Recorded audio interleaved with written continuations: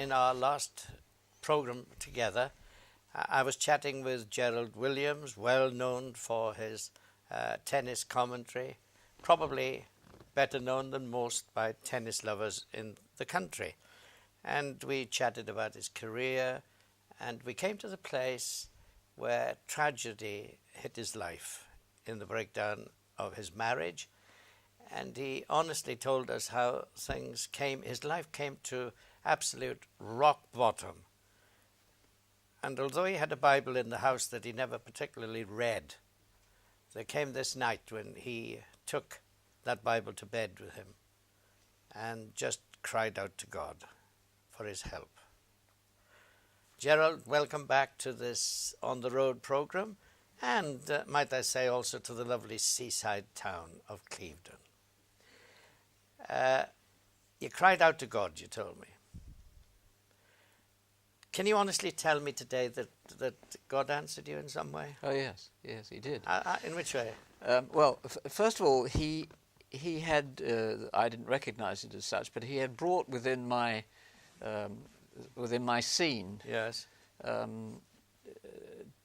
towards the end of my marriage to Joyce, the tennis player, an extraordinary man called Alan Godson, yes, who had been a top-class rugby player. He'd played for Bristol and Harlequins and Lancashire and Cambridge University. He got a blue at Cambridge.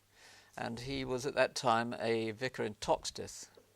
And he's only just retired from being a vicar in Toxteth. And he was the most rugged, in-your-face, muscled,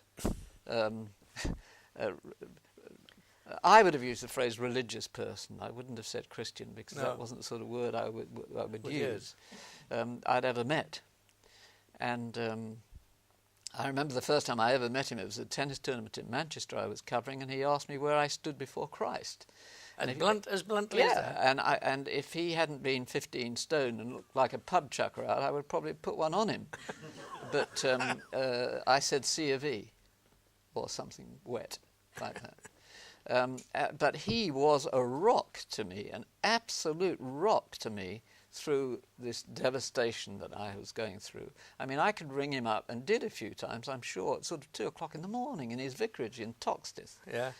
And need to have him listen to me and stuff. And he could have said, look, I've got a parish to run here and a wife and 3 boys to bring up. You can't ring me at 2 and 3 o'clock in the morning. But he never did. And I think I'd always thought of religious people, men, as being somewhat effeminate.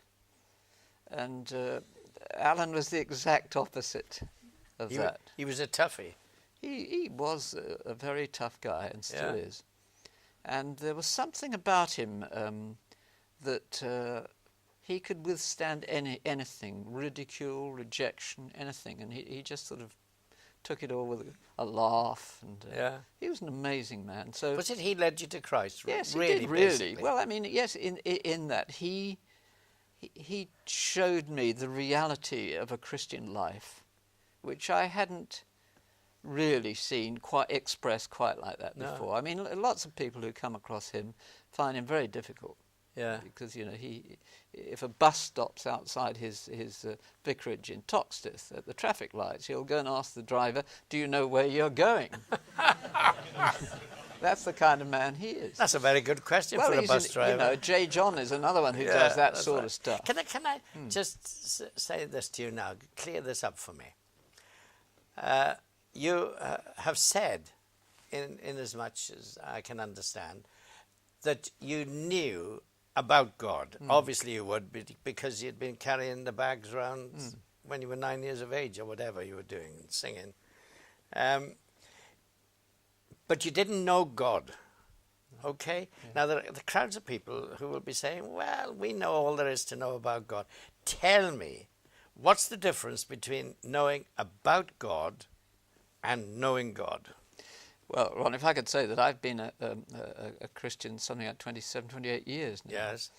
And I think there are plenty of people who go to church on Sundays who know all about God and can quote you scripture left, right and centre and know the Bible chapters by heart in their correct sequence. I don't, by the way.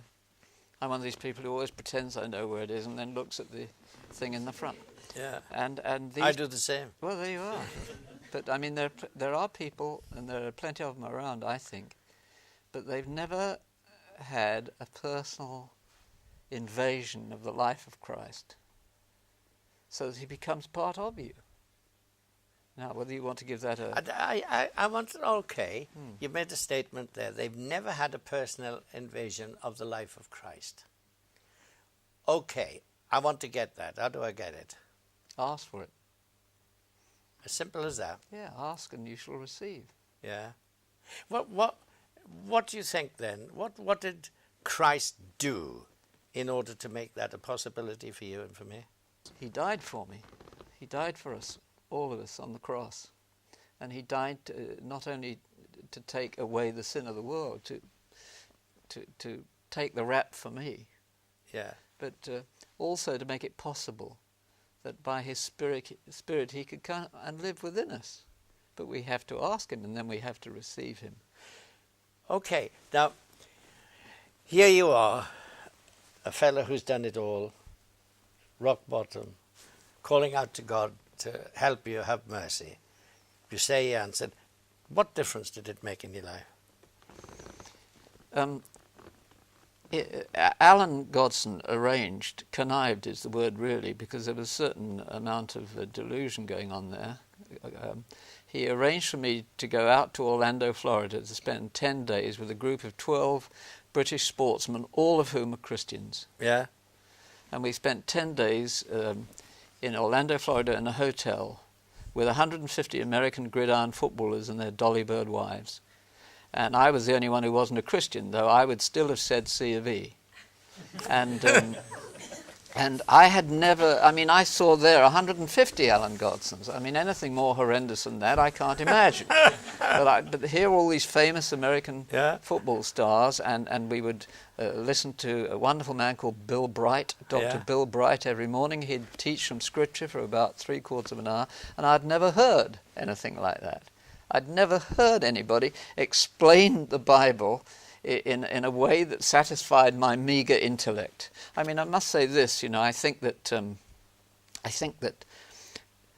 you know, let me put it another way. Before the end, the night before the end, I asked a whole bunch of them who were being noisy outside when I was trying to get to sleep in my room to come into my room and pray for me, and I committed my life to Christ, and I meant it. In Orlando? In Orlando, in this hotel in Orlando, Florida. But I want to say this. It was about 6 months later when God had brought another remarkable man into my life, a man called David Pawson, who you would know. I know. And whose church I joined, and he has been my great teacher of Scripture, and is still, he rang me just last week about something. But I experienced Christ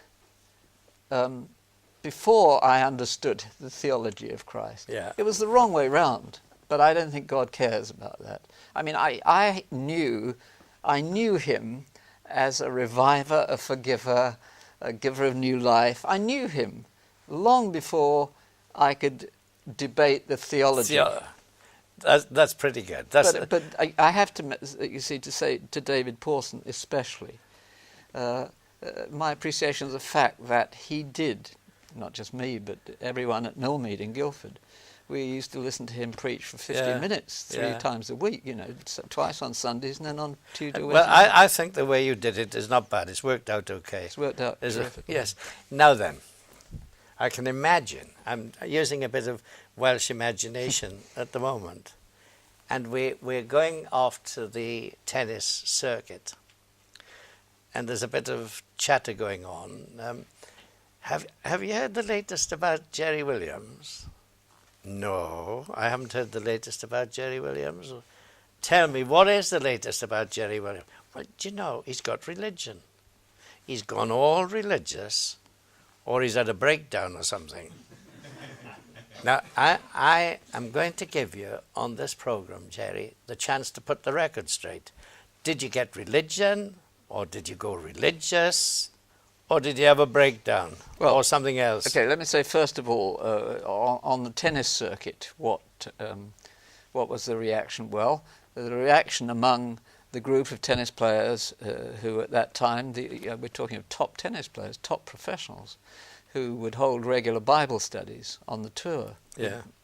The reaction from them was joy. Yeah. Because I used to start attending their Bible studies. I mean, I can remember, for example, checking in at a hotel in Philadelphia. Yeah. For the US Pro Indoor Championships, and going to get my key when I checked in, and there'd be a bit of paper and it would say Tuesday night Bible study in room 1507, Stan Smith. Yeah. So with them, great welcome and support. Yeah. What was the reaction at the BBC? Desmond Lynam said that he thought I'd had a respectable middle-class nervous breakdown. Yeah. I can imagine. I mean, I think they're quite entitled to think that. I think people are entitled, because I think I don't see why Christians shouldn't be open to public scrutiny. No. In fact, I think that we should be. And you can understand it because it was such a radical change. Yes, I'm not sure that I was radically changed too quickly. I mean, it takes time. Yeah. You know, one of the things I had to do, I found, was that I had to stop. It sounds a bit radical. I had to stop eating out in places like New York with the rest of the British tennis writers. I found that very difficult because I liked them very much. Yeah. But I couldn't cope with the conversation No, anymore. I can understand that. Later on, it became possible. But Yes. originally, I had to just say, sorry, I can't make it. I've got a book in my hand. Good book, that. You can't buy it, so you can plug it. No, I can plug it. There's a very youthful photo. It's called, Gerald Williams, A Whole New Ball Game. Tell me, Gerald, what is this whole new ball game business? Well, I wanted to write a book about my and the experience of many famous sporting people who had become Christians. And I wanted to write it in a sporting idiom. Yeah. And so I wanted to write about, really based on what Jesus said to Nicodemus, unless you're born again, you can't come into the kingdom.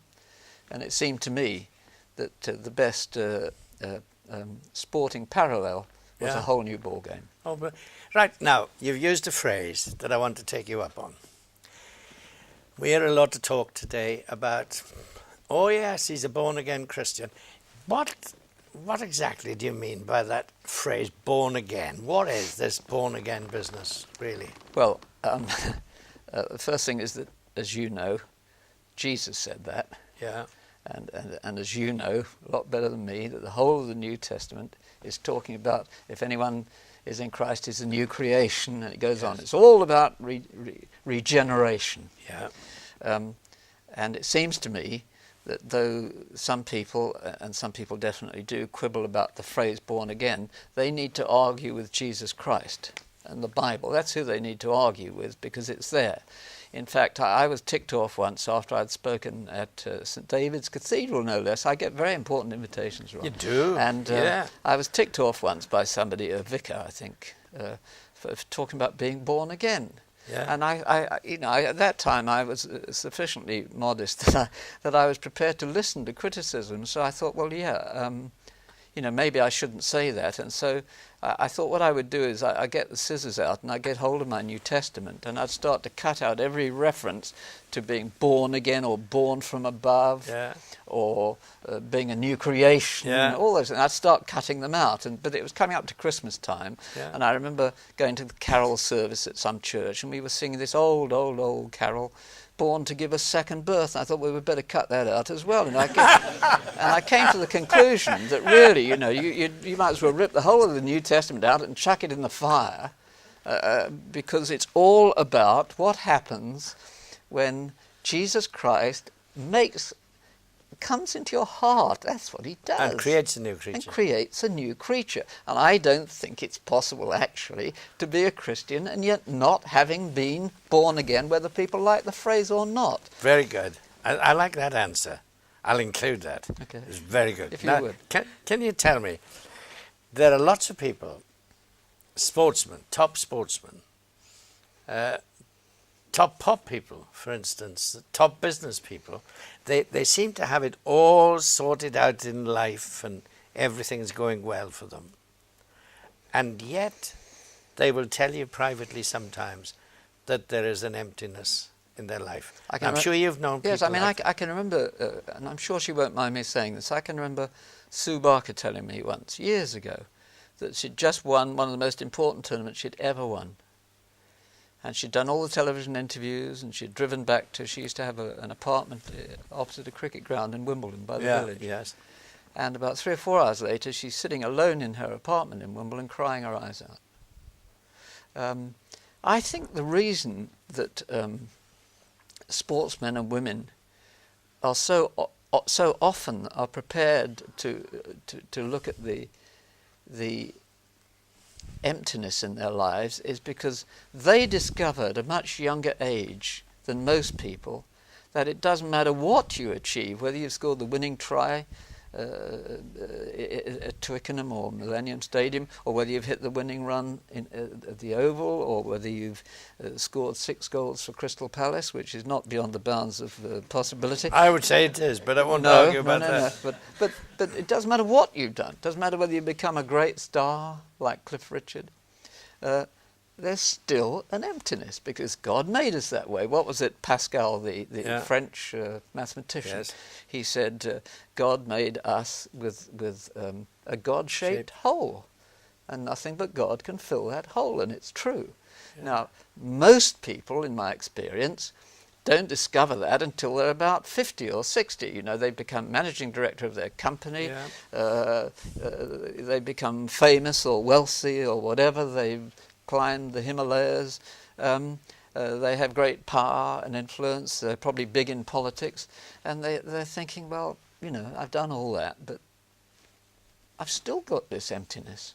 I have a very good friend who was the chief Concorde pilot for British Airways. Yeah, I remember, yes, he did. Classic case. He flew me once into the cockpit of the Concorde to Kennedy Airport, New York. And over breakfast the next morning, he said to me, you know, I fly this plane and I look down and I can see the world's round and I can see the marvels of the sky. And I want to know, how can I connect with the person who made it? And I told him how he could connect. And within 7 months, the man who was at that time the assistant pastor at our church in Guildford led him to faith. Isn't that great? And then his daughter gave up professional tennis and she came to faith. She's now a Baptist minister's wife in Vancouver with 3 children. They call it church planting. Yeah. And the wife became a Christian. So he was the top. He was the top man. His title was head of Concorde Division, British Airways. And can I get this straight? With his flying, and he saw creation from a new angle. He wanted to know the person who had made it. How could he connect? How could he connect? I like that phrase. Yeah, how could he connect? And I had a Christmas card from he and his wife Rosemary just again this year, in which he said they've got involved in a local church where they live in Surrey, and he's involved in mission work, and she's involved in the music group and things like this. And this was a man who had absolutely everything. Right. Now let's move away then from people who have everything. From people who are finding life a struggle. Difficult to make 2 ends meet and so on, and keep the family together.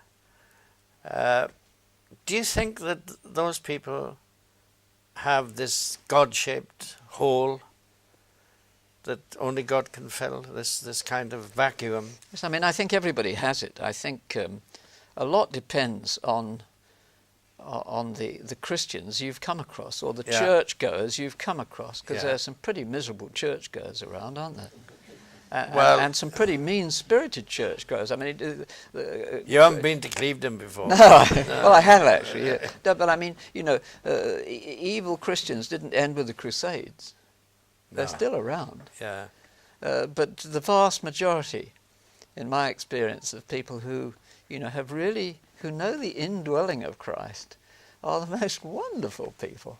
Yeah. And they're great to be around. They're just great to be around. Wherever I go, I seek them out. I want to come a little bit nearer the present time. A few years ago, you moved down to Carmarthen, and God, you told to you and said, do something about it. Yes. What did you have to do something about? Well, and what did you do about okay. this something that Well, you had to do something about? I don't know if you got the point from this, but from the first day when I flew back from that trip to Orlando, Florida, where I became a Christian, God had taken me into some fantastic churches, mainly around the sort of Epsom, Guildford area where I was living at the time. And so I only knew really what I think we call the renewal movement. That, yes. And so the sort of churches where I would be invited to go to and things, and the churches I would worship at, you'd be worshipping with huge congregations, and with expressions of worship that might include dance, drama, mime, all sorts of things. I went to the same church as Cliff Richard, and so I only knew I only knew going to church on Sundays being something I couldn't wait for it. I used to think, hey, let's get there early today, and then bet something happens tonight at the evening service. God was doing stuff all the time. Yeah. And so then I come back to Carmarthen because I'd always felt I would come back one day. Yeah. And I couldn't find anywhere. And it was really hurting me. Yeah. To an extent that I even began to wonder, maybe I should go back to Guildford. And I'd been out in Australia. I go every January to do commentary at the Australian Open. And I have lots of Christian friends in Australia. And this was 3 years ago. And one of these Christian friends, I asked him to pray with me one day before I flew back about the situation that I found myself in Carmarthen, where I couldn't really find anywhere in the town centre where I could worship in any sort of church that was anything like what I was used to.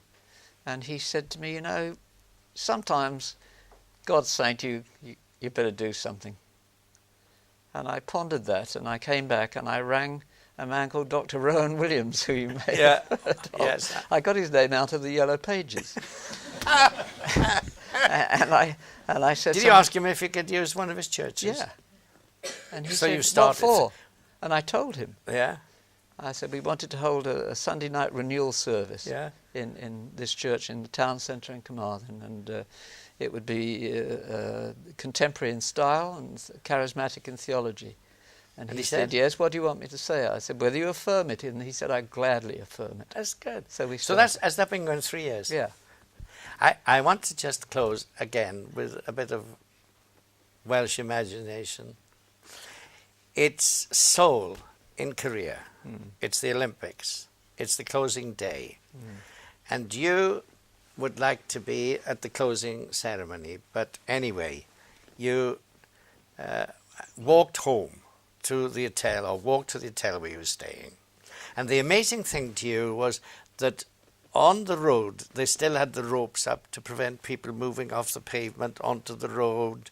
Because the marathon, the last mile and a half of the marathon came right past our hotel up to the Olympic Stadium. Yeah. And I'd watched the marathon finish. And the marathon had finished on probably... television. Well, I would say finished half an hour or so before. Half an hour and I'd watched them. And this rope was still up. The ropes were still up, and there were sentries, armed sentries, every sort of 7... And you stood there and you wondered why it was still like that. I couldn't understand it. The marathon runners had gone. Yeah. And you thought television cameras had packed up. Yeah, and you thought it might be that the president was coming or something. Well, President Roteyu, as I remember his name. And then but it wasn't him. No, I know. No. Suddenly, you saw in the distance one lone figure, not just running along, but almost rolling along, and behind him was a white ambulance.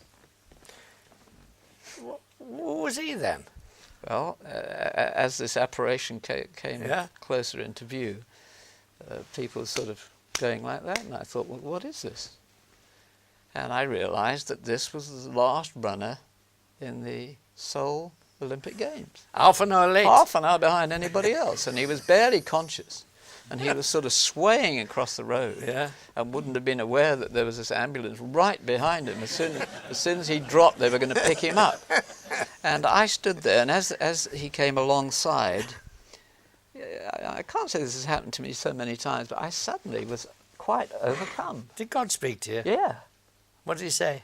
He said something like, this is for you, Yeah. and you'll know where you'll find it in your Bible. Yeah. And I did. And what it was for me, this is God saying, you don't have to be a hero for me. You don't have to be a success. You don't have to be in the limelight. All I ask of you is this, and it's in Timothy 2, Yeah. Timothy 2, I think, is it? Yeah.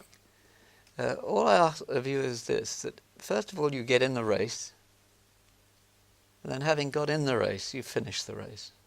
That's all. And I was sort of just standing there, and it was just an amazing experience. Yeah. And this fellow had passed 3 underground stations. Yeah, I thought, why didn't he nip off? He could have called it off, Yes, I couldn't he? mean, going through all that terrible shame, except he wasn't conscious enough to do that. But I've never, ever forgotten that. You know, we don't have to be successful Christians. We don't have to lead churches. We don't have to be worship leaders. We can be the most unsuccessful Christian, but having got into the race. And the first thing is we've got to get into the race. You have to enter for the Olympic Games. Yeah. You have to start the marathon when the gun goes. Yeah. But this was God saying, all I ask of you is, when there's no television cameras whirring, nobody's looking, you're on your own, finish the race. Thank you, Gerald Williams. That's where we'll finish this program. I think that was absolutely terrific. I'd like to say thank you to my camera crew and to the viewers for having us in their home once again. And we look forward to meeting you somewhere else along the road in the not too distant future. And I'm sure that you'd like me to express a very real thanks to Gerald for being with. Thank you. Thank you, Jerry. Thank you. It's been great. It's been a thrill to me to talk to you. And me too. And a blessing. Thank you.